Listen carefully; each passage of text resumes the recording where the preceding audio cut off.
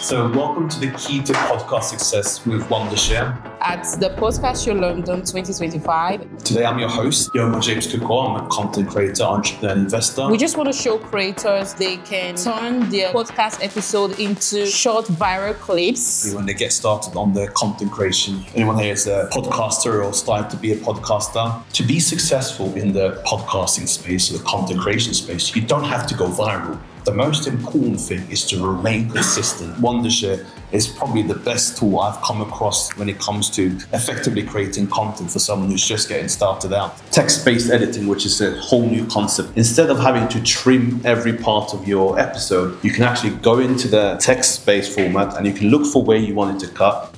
You can take long-form content into short clips very easily and add text to it, literally in 60 seconds.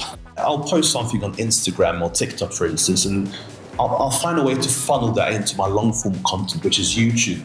Wondershare Virbo is where you can actually create avatars, how it works with different voices, different languages. Now you've got this fantastic subscription that you can literally get it done in less than 5 minutes. So there's no limits, to what you can do. Absolutely amazing.